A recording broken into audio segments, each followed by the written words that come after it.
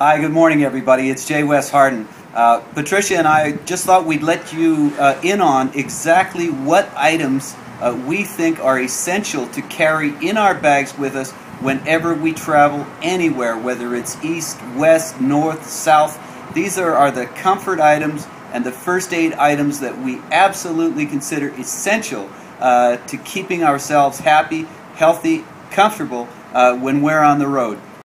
Let's take a tour through our bags. These are the things we like to carry for cuts and scrapes. I have an antiseptic cream. I have a topical antibiotic cream. We call it triple antibiotic cream. I have dental cream for emergencies. You want to keep things clean, but you don't necessarily want to cover things with heavy rubberized or plastic bandages. Try to buy bandages that are breathable, that are gauze, that are cotton topped. If you pack a plastic bandage over a cut, chances are it may go septic, and you'll be worse off than when you started.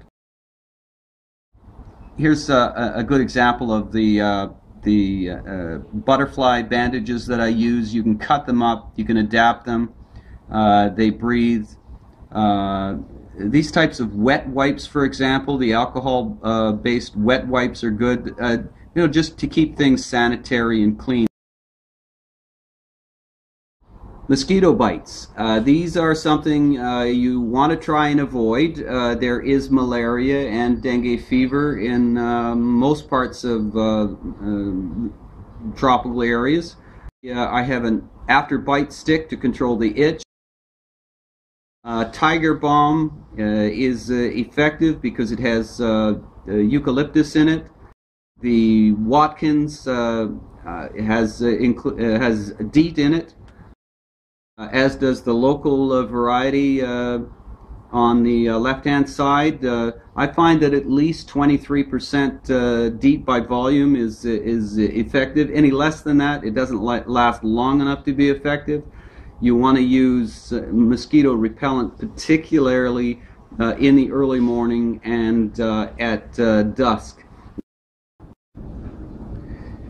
If you do happen to contract traveler's diarrhea, there's a few different things that you can do. First is avoid eating things that seem to have been sitting out in the sun for a while. Try only to eat things that are hot, fresh, and steaming put in front of you. There are different versions of anti-diarrhea medication. One good one is Imodium. I had a pack, but it just flew off the deck in the breeze here. But that only stops up the liquid. Good for if you're going to be in the airport or have to travel on a bus. But go to the pharmacist, tell them what you've got, and try and get an antibiotic, such as this one here on the right. That'll deal with the actual symptoms. Dehydration, particularly for children, is an issue if they've had diarrhea. So you'll want to pick up some of these ORS or oral rehydration salts. You can make your own basically with water, sugar, and salt in a glass. But these are cheap and easy to pick up at most pharmacies. Highly recommend that you have a few of them with you in your bag all the time. Power plugs and converters are easy to find and easy to carry. Very useful. In Thailand, for example, they have several different kinds of plugs, and you have to carry several different types of converters.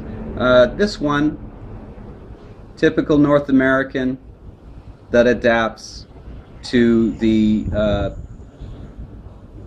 multiverse of plugs that you'll find in this part of the world, including the Asian and the British variety.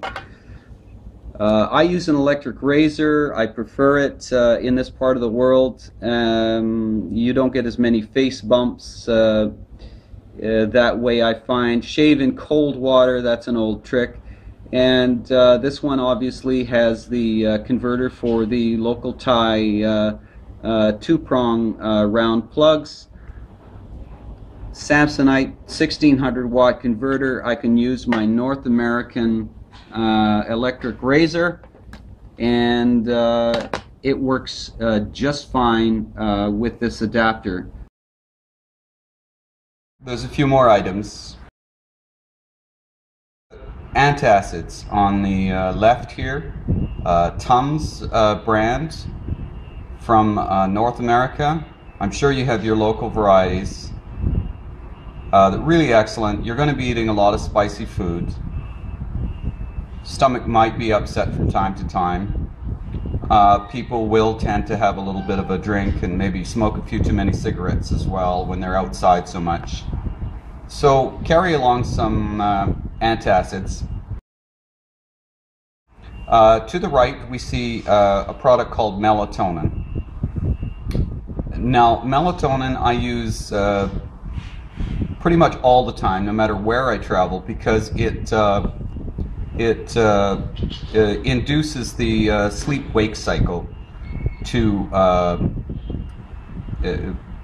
normal levels. So if you've really got jet lag, the best thing to do is to try and stay up in your local time zone until your usual bedtime, no matter how you feel about it, and then pop a couple of these melatonin, and this naturally occurring hormone will juice the circadian rhythm and help your body get back on track.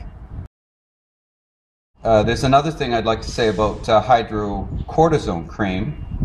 It's great, as I was saying, for prickly heat, but it's also very, very good for deep sunburn. It removes the itching and irritation that you might have from sunburn and insect bites. If I could just add another thing about insect bites, if you're really stuck,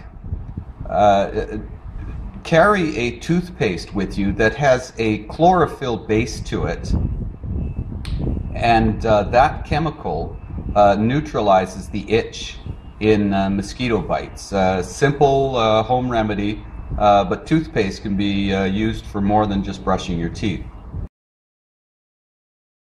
There is a pair of swim goggles and earbuds. In hotel pools or lakes, rivers, swimming, wherever, I always like to have a little bit of extra protection, and so I use the earbuds and goggles. So I just thought you'd like to know. I hope this is good advice for you.